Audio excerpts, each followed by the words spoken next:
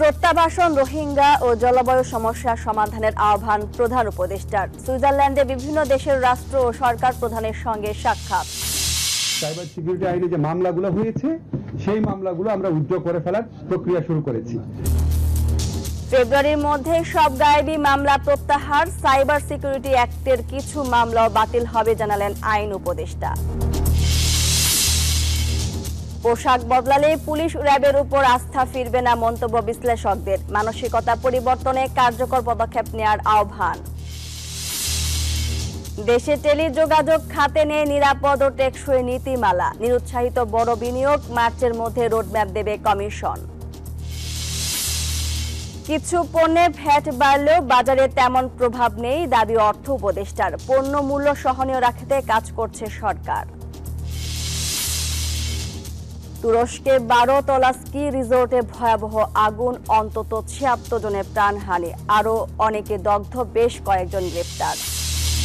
এবং বিপিএলে match fixing এর কালো মেঘ, আকসুর সন্দেহের তালিকায় দেশি বিদেশি 40 ক্রিকেটার, মান নিয়ে সন্দিহান বিশ্লেষক।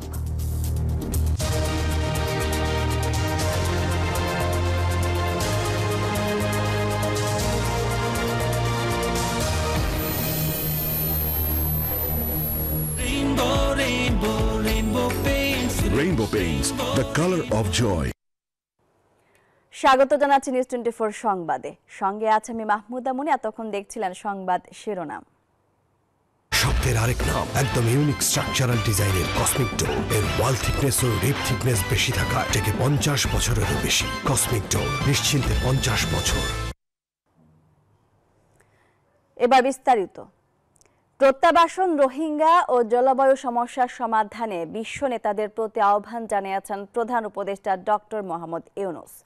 মঙ্গলবার সুইজারল্যান্ডের দাভোসে ওয়ার্ল্ড ইকোনমিক ফোরামের সাইড লাইনে থাইল্যান্ড, মালয়েশিয়া ও ফিনল্যান্ডের প্রধানমন্ত্রী এবং জার্মান চ্যান্সেলর সহ জাতিসংঘের শরণার্থী বিষয়ক হাই কমিশনারের সঙ্গে সাক্ষাৎ করেন তিনি।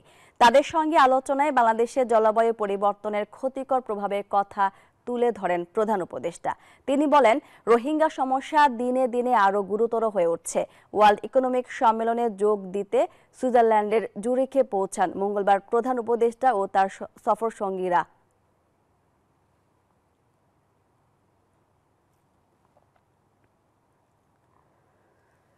সুইজারল্যান্ডে চলছে বিশ্ব অর্থনৈতিক ফোরামের বার্ষিক সম্মেলন। অংশ নিয়েছেন প্রধান উপদেষ্টা ডক্টর মোহাম্মদ ইউনূস। তার সফরের বিস্তারিত জানিয়েছেন সহকর্মী মারুফা রহমান। প্রধান উপদেষ্টা সুইজারল্যান্ড পৌঁছানোর পরপরই দাভোসের কংগ্রেসে যোগ দেন এবং তারপর তিনি একটি বৈঠক করেছেন জার্মানির চ্যান্সেলর ওলাফ শুলৎসের সঙ্গে। সেখানে দ্বিপাক্ষিক বেশ কিছু বিষয় উঠে এসেছে বলে আমরা জানতে পেরেছি। বাংলাদেশে গণতন্ত্রকে সমুন্নত রাখার বিষয়ে সমর্থন জানিয়েছেন জার্মানির চ্যান্সেলর এবং একই সঙ্গে গণ অভ্যুত্থানে ছাত্রদের ভূমিকা নিয়ে বিস্তারিত তুলে ধরেছেন প্রধান উপদেষ্টা জার্মানির চ্যান্সেলরের কাছে। এবং একই সাথে নেপাল থেকে জলবিদ্যুৎ আনার বিষয়েও তাদের মধ্যে কথা হয়েছে। এই দ্বিপাক্ষিক বৈঠকে আরও কথা হয়েছে রোহিঙ্গা প্রত্যাবাসন ইস্যুতে জার্মানির চ্যান্সেলরের সহযোগিতা চেয়েছেন ডক্টর মোহাম্মদ ইউনূস এবং সেই সাথে আলাপ করেছেন রোহিঙ্গা প্রত্যাবাসন ছাড়াও বাংলাদেশের বিনিয়োগের বিষয়ে। জার্মানি থেকে যারা ব্যবসায়ী রয়েছেন তাদেরকে বিনিয়োগের বিষয়ে আমন্ত্রণ জানিয়েছেন বাংলাদেশে যাওয়ার জন্য। এছাড়াও বাংলাদেশের যে জলবায়ু আক্রান্ত একটি দেশ, সেখান থেকে সেই ক্ষতি আসলে কিভাবে কাটিয়ে ওঠা যায় বা জলবায়ু আক্রান্ত দেশ হিসেবে বাংলাদেশকে তারা যেন মাথায় রাখে এবং বাংলাদেশের এই জলবায়ুর ক্ষতির প্রভাবটা কতখানি কমানো যায় সেই বিষয়ে ডক্টর ইউনূস এখানে কথা বলেছেন। এবং কর্মসংস্থানের বিষয়ে কথা হয়েছে, প্রবাসীদেরকে প্রশিক্ষণ এবং প্রবাসীদেরকে কর্মসংস্থানের বিষয় ছাড়াও ভিসা ইস্যুতে কথা হয়েছে। এই বিষয়গুলো ধরে এই দ্বিপাক্ষিক বৈঠকে আলাপ হয়েছে বলে আমরা জানতে পেরেছি। তার সেশনের জন্য আসলে সকলেই অপেক্ষা করছে 23 তারিখ যে সেশন হবে, তবে সেই সেশনের আগেই অনেকগুলো বৈঠক আসলে তার রয়েছে, 1-to-1 ক্লোজ ডোর যেগুলো, এবং অনেক জায়গায় তার আমন্ত্রণ রয়েছে। মোটামুটি এই ছিল এখনকার মতো সবশেষ তথ্য আমার কাছে। এই যে আমার ব্যাংক আরএফএল গ্যাস স্টোভ, এর সায়েন্টিফিক নজল আর ব্রাশ বার্নার তাপকে সমানভাবে ছড়িয়ে খরচ বাঁচায় 25%। আরএফএল গ্যাস স্টোভ নিরাপদ ও গ্যাস সাশ্রয়ী। 304 ফুড গ্রেড স্টেইনলেস স্টিলে তৈরি, যা নিশ্চিত করে জংবিহীন সিঙ্কের আজীবন নিশ্চয়তা। আরএফএল কিচেন সিঙ্ক, স্বাস্থ্যকর কিচেনের চিরস্থায়ী সমাধান। সংবিধান সংস্কার কমিশনের দেয়া সুপারিশ রাজনৈতিক ঐক্যমত্যের ভিত্তিতে বাস্তবায়ন করা হবে বলে জানিয়েছেন আইন উপদেষ্টা অধ্যাপক আসিফ নজরুল। জানান, আগামী এক সপ্তাহের মধ্যে ২৫০০ গায়েবী মামলা প্রত্যাহার করা হবে, আর ফেব্রুয়ারির মধ্যে প্রত্যাহার হবে সব গায়েবী মামলা। সচিবালয়ের সমসাময়িক বিষয়ে সংবাদ সম্মেলনে উপদেষ্টা বলেন, শেখ হাসিনাকে ফিরিয়ে আনতে প্রয়োজনে আন্তর্জাতিক সহায়তা নেবে সরকার। আওয়ামী শাসনামলের মন্ত্রী, এমপি সহ যারা জুলাই গণহত্যায় জড়িত তাদের বিচার দ্রুত করার জন্য আন্তর্জাতিক অপরাধ ট্রাইব্যুনাল গঠন করে অন্তর্বর্তী সরকার। গেল 18 নভেম্বর এই ট্রাইব্যুনালে প্রথমবারের মতো বিচারের জন্য আনা হয় সেই সময়ের হেভিওয়েটদের। জুলাই গণহত্যায় জড়িতদের এই বিচারের প্রক্রিয়া দ্রুত করার জন্য প্রয়োজনে দ্বিতীয় ট্রাইব্যুনাল গঠন করার কথা জানালেন আইন উপদেষ্টা। সংবিধান সংস্কার কমিশনের সুপারিশ কোন প্রক্রিয়ায় বাস্তবায়ন হবে তা নিয়েও কথা বলেন তিনি। সংবিধান সংস্কার কমিশনের রিপোর্টের ভিত্তিতে কি হবে সংবিধান সংস্কার, বিশেষ করে এটা সম্পূর্ণভাবে জাতীয় ঐক্যমত্য কমিশন যে আছে সেই কমিশনে ডিসাইড করবে। নির্বাচনের আগে একটা জাতীয় দলিল করবে কিনা, যাতে ঠিক আছে যেই দলে ক্ষমতায় আসুক, যে পার্লামেন্টে গঠিত হোক, আমরা এই সংস্কারগুলো করব, বা গণপরিষদের নির্বাচন করবে কিনা, সেই প্রক্রিয়া যাবে কিনা, এটা জাতীয় ঐক্যমত্য কমিশন ঠিক করবে। সচিবালয়ে আইন উপদেষ্টার সমসাময়িক বিষয়ে সংবাদ সম্মেলনে উঠে আসে আগে নির্বাচন নাকি জুলাই গণহত্যায় জড়িতদের বিচার। জানান, নির্বাচনের সাথে বিচারের বিরোধ নেই। শেখ হাসিনাকে ফিরিয়ে আনতে প্রয়োজনে আন্তর্জাতিক সহায়তা নেবে সরকার। আমরা প্রত্যর্পণের জন্য চিঠি লিখেছি। চিঠি লেখার পর ভারত যদি শেখ হাসিনাকে প্রত্যর্পণ না করে, তাহলে এটা বাংলাদেশের সাথে ভারতের যে প্রত্যর্পণ চুক্তি সেটা সুস্পষ্ট লঙ্ঘন হবে। সেটা আমরা সেই ব্যাপারে আমরা বিশ্ব সমাজে কি পদক্ষেপ নেব সেটা আমাদের পররাষ্ট্র মন্ত্রণালয়ের মাধ্যমে ঠিক করা হবে। আর হচ্ছে আমরা রেড অ্যালার্ট জারি করা হয়েছে ইন্টারপোলের মাধ্যমে।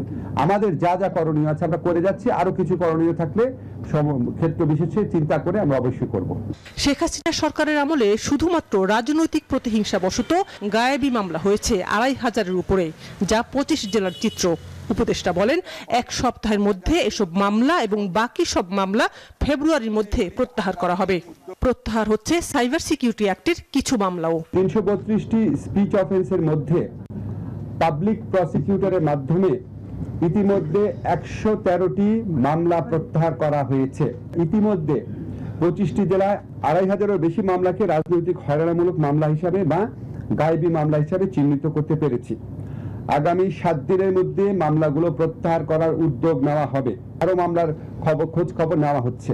ফেব্রুয়ারির মধ্যে গায়েবী মামলা প্রত্যাহারের কাজ সম্পন্ন করতে পারবো। এদিকে স্বচ্ছ প্রক্রিয়ায় সুপ্রিম কোর্টে বিচারক নিয়োগ করার জন্য সুপ্রিম কোর্ট বিচারক নিয়োগ অধ্যাদেশ জারি করেছে আইন মন্ত্রণালয়। এতে বলা হয়েছে, সুপ্রিম কোর্টে বিচারক নিয়োগের জন্য প্রধান বিচারপতিকে প্রধান করে ৬ সদস্যের কাউন্সিল গঠন করা হবে। এর অধীনে আগামী ৩ মাসের মধ্যে বিচারক নিয়োগ প্রক্রিয়া শুরু হবে। উচ্চ আদালতে রাজনৈতিক সরকারগুলো সম্পূর্ণভাবে দলীয় বিবেচনায় অনেক ক্ষেত্রে অযোগ্য লোকদেরকে জাজ হিসাবে নিয়োগ দিত। শানাজি ইয়াসমিন, নিউজ 24, ঢাকা। বিজলি কেবলস যে কোনো স্থাপনার বৈদ্যুতিক সংযোগকে রাখে নিরাপদ। এর স্কিন কোটেড ইনসুলেশন সম্পূর্ণ ফায়ার রিটার্ডেন্ট, তাই বিজলি কেবলস নিজেই নিজেকে নেভায়। বিজলি কেবলস, নিরাপদ আজীবন। পোশাকের রং পরিবর্তনে কি বদলাবে পুলিশের নীতি নৈতিকতা? গেল 16 বছরের অপকর্ম, বৈষম্য বিরোধী ছাত্র আন্দোলনে নির্বিচারে মানুষ হত্যা করে সাধারণ মানুষের মনে যে ক্ষোভ সৃষ্টি হয়েছে তা কি কমবে? বিশ্লেষকরা বলছেন, শুধুমাত্র পোশাক বদলালে পুলিশ র্যাবের উপর হারানো আস্থা ফিরবে না। এক্ষেত্রে তাদের মানসিকতা পরিবর্তনে প্রয়োজনীয় পদক্ষেপ নেওয়ার তাগিদ তাদের। মাসুদ সুমনের রিপোর্টে বিস্তারিত। মানুষের সবচেয়ে কাছে গিয়ে সেবা দেওয়ার সুযোগ পায় যে কটি নিরাপত্তা বাহিনী, তার মধ্যে সামনের সারিতেই থাকে পুলিশ। অথচ তাদের নিয়ে প্রচলিত প্রবাদ, বাঘে ছুলে 18 ঘা আর পুলিশে ছুলে 36।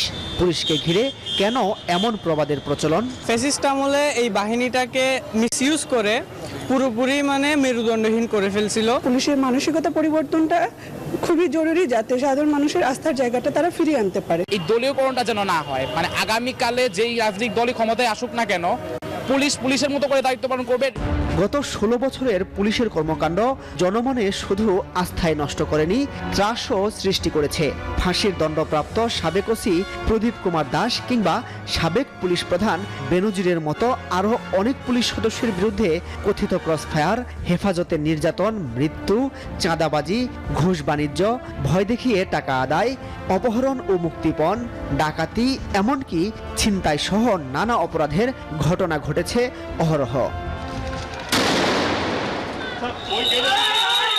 সর্বশেষ বৈষম্য বিরোধী ছাত্র আন্দোলনে নির্বিচারে গুলি চালিয়ে মানুষ হত্যার পর পুলিশের উপর সাধারণ মানুষের আস্থা গিয়ে ঠেকেছে তলানিতে। তবে স্বৈরশাসক শেখ হাসিনা পালানোর পর এই বাহিনীর হারানো গৌরব ফেরাতে নানা উদ্যোগ নেয় অন্তর্বর্তী সরকার। এরই ধারাবাহিকতায় বাহিনীটির পোশাক পরিবর্তনের সিদ্ধান্ত নেওয়া হয়েছে। তবে এতে কি আস্থা ফিরবে? তাকে নতুন পোশাকে দেখলে হয়তো আগের সেই অত্যাচারের পুলিশের কথা আর হয়তো মানুষ ভুলে যাবে, এই একটা চিন্তা। কিন্তু না, এটাই শেষ কথা না। তাহলে আস্থা ফিরবে কিসে? পুলিশে যখন একটা লোক আসে তাকে নিয়োগ থেকে শুরু করতে হবে। তাকে তো তখন প্রথম থেকে দেখতে হবে যে এই লোকটা সেবাধর্মী হবে কিনা। পুলিশে আসার পর তার ট্রেনিংটা হবে শুধুমাত্র যে অস্ত্রগুলির ট্রেনিং না, ট্রেনিং দিতে হবে মানুষকে কিভাবে আমি সার্ভিসটা দিতে পারবো। তবে যাদের নিয়ে এত আলোচনা সমালোচনা, সেই মাঠ পর্যায়ের পুলিশ সদস্যরা কি বলছেন? তাদের অনেকেই সরাসরি ক্যামেরার সামনে না আসলেও কথা বলেছেন পরিচয় গোপন রেখে। সরকার যেভাবে চলবে ওইভাবেই চলবে, কিন্তু দোষ সব পুলিশের দিকেই করে। আমরা সরকারি কর্মচারী, আমরা আইজি পর্যন্ত সরকারি কর্মচারী, এটা বুঝছেন। ৭১-এর কালো রাত্রিতে পাকিস্তানি সেনাবাহিনীর দেশের মানুষের উপর বর্বরচিত সেই হামলার প্রতিবাদে প্রথম যাদের অস্ত্র গর্জে উঠেছিল তারা কিন্তু পুলিশ।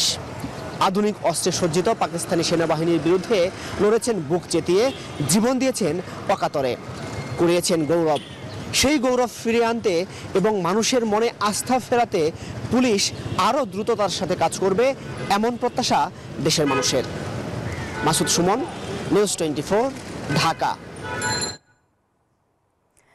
আন্তর্জাতিক মানের ডেটা সেন্টারের জন্য যেসব প্রযুক্তিগত অবকাঠামো প্রয়োজন সেগুলো বাংলাদেশে নেই নিরাপদ ও টেকসই নীতিমালা। ফলে দেশের টেলিযোগাযোগ খাতে নিরুৎসাহিত থাকছে বড় বিনিয়োগ। মঙ্গলবার বিকালে বিটিআরসি কার্যালয়ের সংবাদ সম্মেলনে এসব কথা বলেন কমিশন চেয়ারম্যান মোহাম্মদ এমদাদুল বারী। তিনি জানান, সার্বিক টেলিযোগাযোগ খাত পুনর্গঠনে আগামী মার্চের মধ্যে সরকারের কাছে রোডম্যাপ দেবে তার দপ্তর।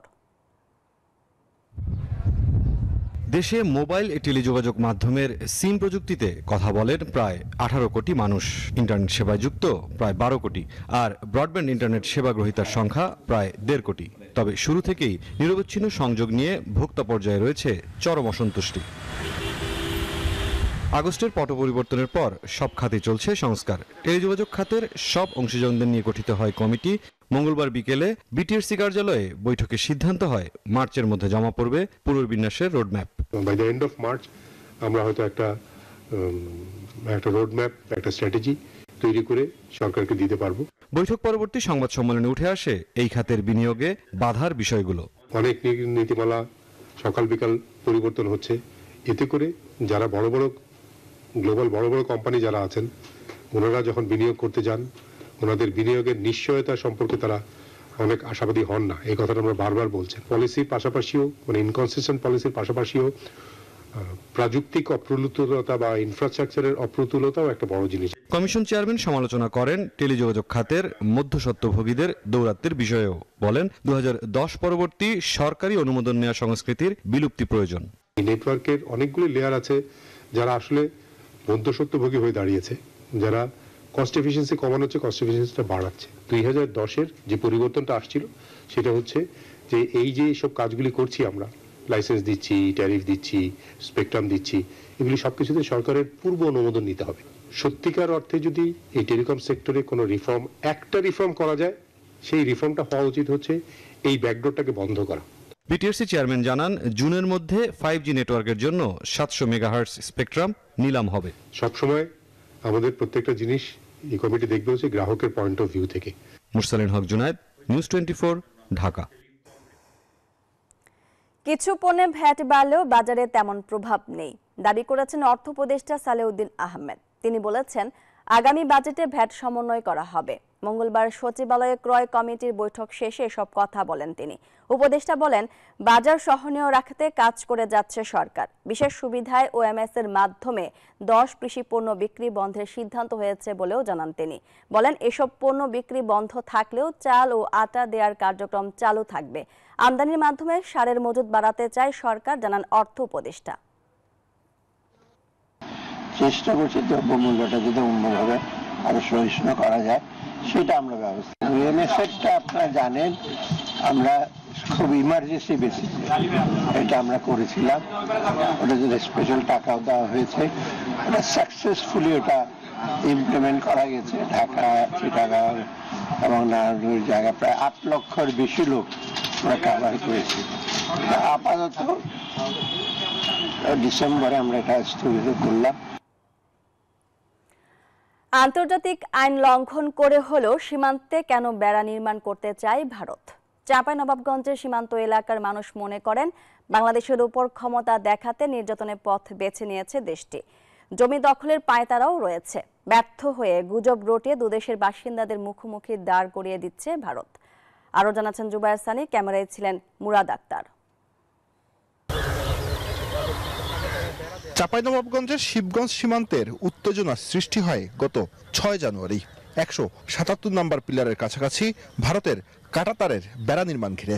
আন্তর্জাতিক আইন অনুযায়ী 150 গজের ভিতরে কোনো স্থাপনা নির্মাণ করা যায় না। তাহলে ভারত কেন বারবার এই আইন লঙ্ঘন করছে? কথা হয় চৌকা সীমান্তের কাছের বাখরে আলী বাজারে সীমান্ত এলাকার মানুষের সঙ্গে। তাদের ধারণা, শক্তি দেখাতে এবং কাঁটাতার ব্যবহার করে বাংলাদেশিদের উপর গুলি চালাতে আইন লঙ্ঘন করে সীমানা পিলারের কাছাকাছি বেড়া নির্মাণ করতে চায় ভারত। তারা পায়ে পা বেড়া লাগিয়ে আমাদের সাথে সংঘাত করতে চায়।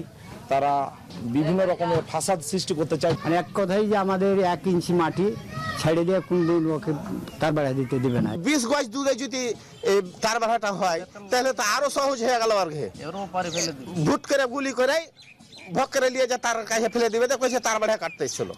একটি প্রশ্ন বারবার সামনে আসছে, সীমানা পিলার নিয়ে ঝামেলা কিভাবে গড়ালো দুই দেশের মানুষের সংঘাতের দিকে? আমার ঠিক পেছনেই কিরণগঞ্জের গম ক্ষেতের গম কেটে দিয়ে গেছে বাংলাদেশি নাগরিকরা, এমন অভিযোগ তুলে গেল শনিবার বাংলাদেশি নাগরিকদের উপর হামলা চালায় ভারতের নাগরিকরা।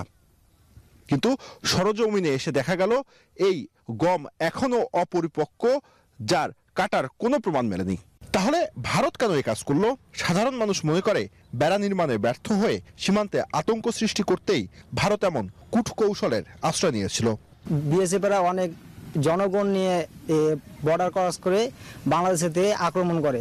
স্বার্থের লোভে ওরা আপনার শক্তির জোরে এগুলা করছে আপনার, তার জন্য অনেক আপনার আমার বাংলাদেশের ক্ষতি করেছে। তার বাড়া নিয়ে ইস্যু করেছে কি এই কাজটা করলে ওদের একটা ফলাফল পাবি, কি এটা আমাদের ক্ষতি করেছে, এটা ওরা মিথ্যা কথা বলেছে। ওরা তার বেড়া দেওয়ার জন্য এটা একটা ইস্যু ওদের। বাংলাদেশের মানুষ কেমন সীমান্ত চায়? তারা বলছেন সীমান্ত যেন শান্ত থাকে, তবে ভারতের যে কোনো আগ্রাসন মোকাবেলায় তারা সদা প্রস্তুত থাকবেন। জীবনে বাইচা থাকতে এই ভারতের কোন লোক যেন বাংলাদেশ প্রবেশ না করতে পারে, তার বেড়া না দিতে পারে। রক্ত চলে গেল ছাড়বো না। শান্তিপূর্ণভাবে আমরা থাকতে চাই, ওরা আসলে আমরা প্রতিরোধ করব। যে কোনো সমস্যা আলোচনার মাধ্যমে কূটনৈতিক পর্যায়ে সমাধানের আহ্বান জানান সীমান্তবাসী। জুবায়ের সানি, নিউজ 24, শিবগঞ্জ সীমান্ত, চাঁপাইনবাবগঞ্জ। সাবেক কৃষিমন্ত্রী আব্দুর রাজ্জাকের দুর্নীতি, স্বজনপ্রীতি ও ক্ষমতার দাপটে অতিষ্ঠ ছিলেন মধুপুর ও ধনবাড়িবাসী। তার আত্মীয় স্বজনের বিরুদ্ধেও রয়েছে দখল, দুর্নীতি আর অবৈধ সম্পদ অর্জনের সীমাহীন অভিযোগ। এমনকি সাবেক এই কৃষিমন্ত্রীর ক্ষমতার অপব্যবহার থেকে রেহাই পাননি স্থানীয় আওয়ামী লীগ নেতাকর্মীরাও। আহমেদ রাসেলের তথ্যচিত্র ডেস্ক রিপোর্ট। 2001 সালে টাঙ্গাইল 1 আসনে আওয়ামী লীগের মনোনয়ন দেয়া হয় ডক্টর আব্দুর রাজ্জাককে। চাকরি ছেড়ে নির্বাচনে অংশ নিয়ে জয় পান তিনি। এরপর তাকে আর পেছনে ফিরে তাকাতে হয়নি। 2008 সালে এমপি হয়ে খাদ্যমন্ত্রী, 2014 সালে এমপি, 2018-তে এমপি হয়ে কৃষিমন্ত্রী এবং 2024 সালে আবারও এমপি নির্বাচিত হন। অভিযোগ আছে টাঙ্গাইল জেলায় তার আঙুলের ইশারাতেই চলত সব কর্মকাণ্ড।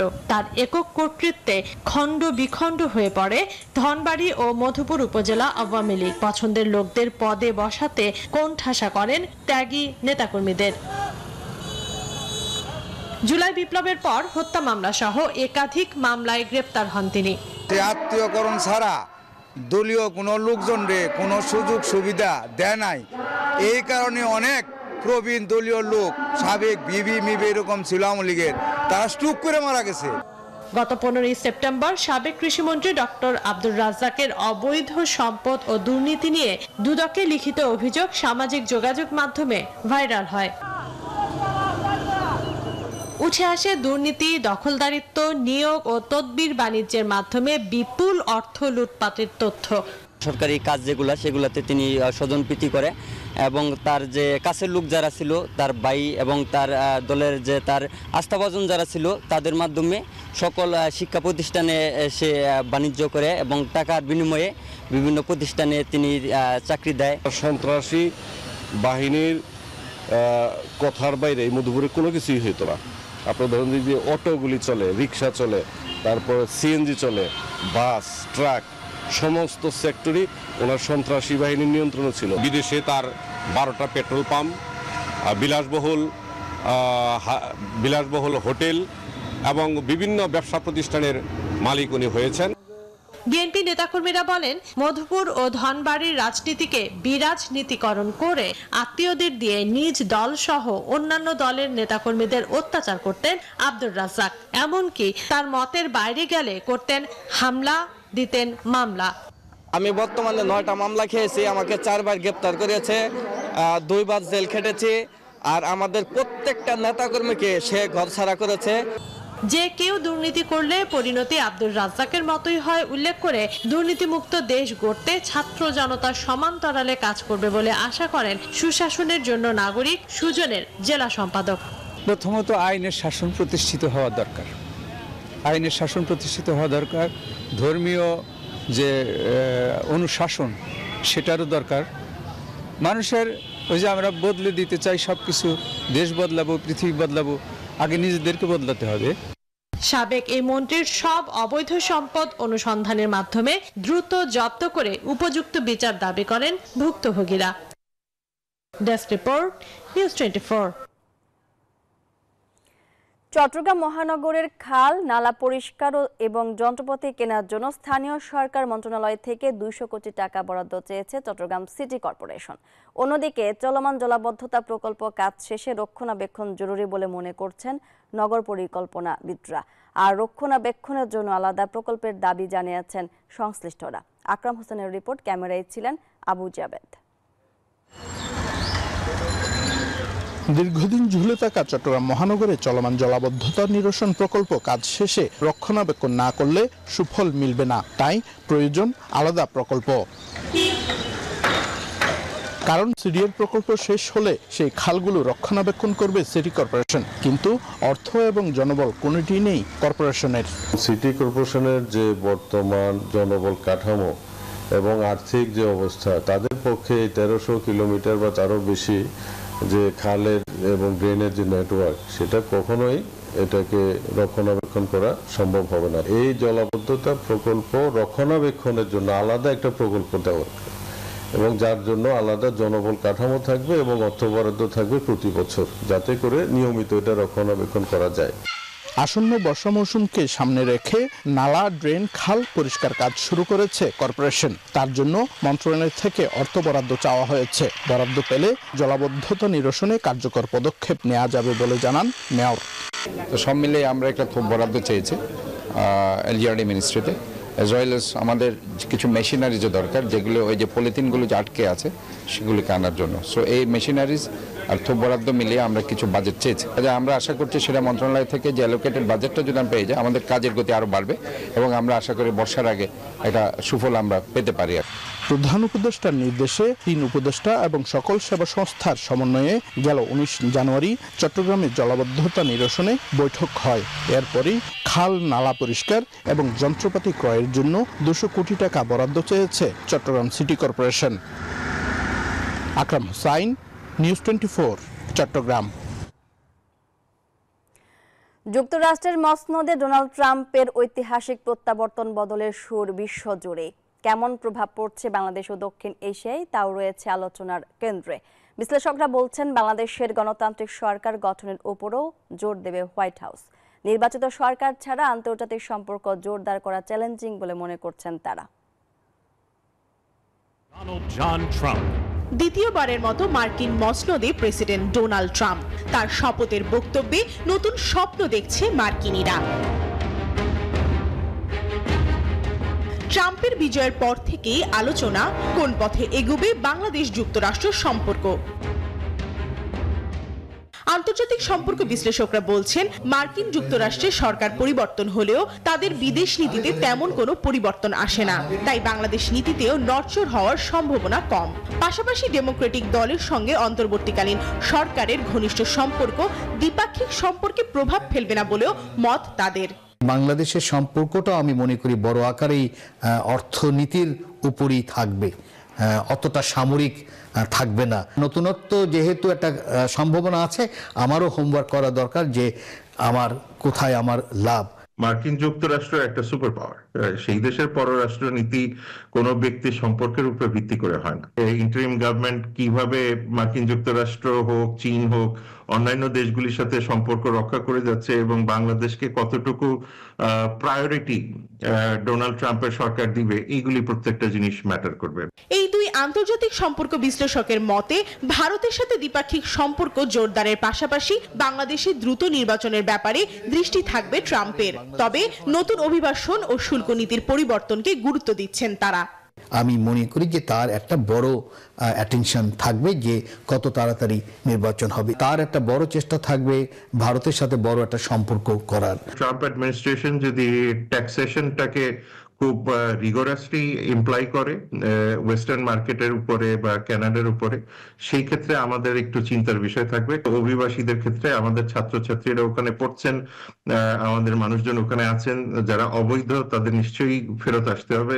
বাংলাদেশের অর্থনীতি ও কূটনীতি এখন অনেকটা বৈশ্বিক বাণিজ্যের উপর নির্ভরশীল। তাই স্পষ্টতভাবেই নতুন ট্রাম্প প্রশাসনের সঙ্গে সম্পর্কের ক্ষেত্রে বাংলাদেশকে আরো বেশি কৌশলী হওয়ার তাগিদ বিশেষজ্ঞদের। প্রমাদ চৌধুরী, নিউজ 24, ঢাকা। নিউজ 24 সংবাদে নিচ্ছে একটা বিরতি, ফিরছি একটু পর, সঙ্গেই থাকুন।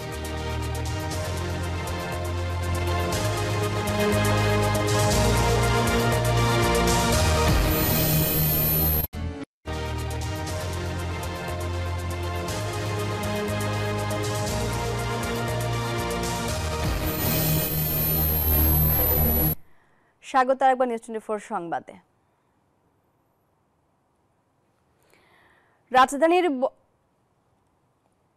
রাজধানীর বনানীর অভিজাত এলাকায় চুরি ডাকাতি সহ বিভিন্ন অপরাধের সন্দেহে 4 জনকে আটক করেছে পুলিশ। গতরাতে স্থানীয় জনতা তাদের ধরে পুলিশে সোপর্দ করে। আটককৃতদের কাছ থেকে একটি মাইক্রোবাস জব্দ করেছে পুলিশ।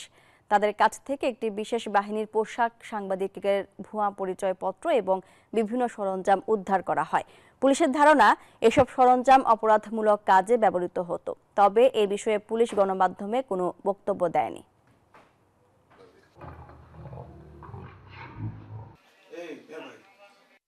ওনারা একটা আর কি চক্র, যতটুকু আমরা পরবর্তীতে ওনাদের মুখ থেকে এখানে শুনতে পারছি, ওনারা একটা জায়গায় যে কোনো একটা পরিকল্পনা ওনাদের ছিল। ওনারা যে কোনো বাসায় একটা ডাকাতির পরিকল্পনা ছিল। ওনাদের যা সরঞ্জাম, যা কিছু আমরা গাড়িতে দেখলাম, প্রেসার ক্রিকেট করার জন্য যা দরকার ছিল, ওই সরঞ্জামগুলো এখানে ছিল। আমি এই চেয়ারে বসবো না। বাচ্চু ভাই, এই চেয়ারকে ভয় পেও না। ডেন্টিস্টের পরামর্শে নাও নতুন কোলগেট অ্যাক্টিভ সোল, যা দাঁতের সমস্যা শুরু হওয়া মাত্রই থামিয়ে দেয়। না থাকবে ব্যথা, না থাকবে ভয়। স্বাগত একবার নিউজ 24 সংবাদে। এবার জানাবো খেলার সংবাদ। এবার বিপিএল এ ফিক্সিং এর অভিযোগ উঠছে। গণমাধ্যমের খবর, আকসুর সন্দেহের তালিকায় দেশি বিদেশি 40 ক্রিকেটার। তাতে বিপিএল এ মান নিয়ে শঙ্কা প্রকাশ করেছেন বিসিবির সাবেক বোর্ড পরিচালক খন্দকার জামিল। ক্রিকেট আমাদের আবেগ, কিন্তু সেই আবেগ যখন বিশ্বাসে আঘাত দেয় তখন সংকট গভীর হয়। অথচ এবার বিপিএল এ জড়িয়েছে ফিক্সিং এর কালো অভিযোগে। মাঠের প্রতিটি ওভার, প্রতিটি বল এখন প্রশ্নবিদ্ধ। গণমাধ্যমের খবর, বিসিবি এবং আইসিসি তদন্ত করছে আরো অন্তত 40 জন খেলোয়াড়কে ঘিরে। অভিযোগ উঠেছে অতিরিক্ত রান দেয়ার, ফিল্ডিং এ ইচ্ছাকৃত ভুলের এবং সন্দেহজনক নো বলের। তালিকায় রয়েছেন দেশি বিদেশি তারকারা। বিপিএল এর প্রতিটি দলের সঙ্গে রয়েছেন দুর্নীতি বিরোধী ইউনিটের সদস্য। অন্তত গোপনীয়তার সঙ্গে চলছে তদন্ত। বিসিবি এখনো কোনো আনুষ্ঠানিক বিবৃতি দেয়নি, তবে তদন্তে এমন প্রমাণ আসতে পারে যা আরো বড় কেলেঙ্কারির ইঙ্গিত দেয়। 4 জন 5 জন 6 জন প্লেয়ারের নামে হতো আলাদা ব্যাপার ছিল। 40 জন প্লেয়ারকে সন্দেহের আওতায় আনাটা মানেটা কি? মানেটা হচ্ছে এখানে নিশ্চয়ই কিছু না কিছু হচ্ছে, নাহলে 40 জন খেলোয়াড় সন্দেহের তালিকায় আসবে কেন? এই জিনিসটা খুব ভালো বার্তা কিন্তু দিচ্ছে না। এইটা বিপিএল এর ব্র্যান্ডিং এর ক্ষেত্রে আমি মনে করি একটা অন্তরায় হিসেবে কাজ করবে। ক্রিকেট বিশ্লেষকরা বলছেন, ফিক্সিং এর মতো ঘটনা শুধু একটি ম্যাচের ক্ষতি করে না, বরং একটি প্রজন্মের ক্রিকেট বিশ্বাসকে ফাটল ধরায়। ইমরান হোসেন, নিউজ 24, ঢাকা। এই ছিল নিউজ 24 সংবাদে। আরো সংবাদ বিশ্লেষণ জানতে ভিজিট করুন news24bd.tv। ধন্যবাদ সবাইকে।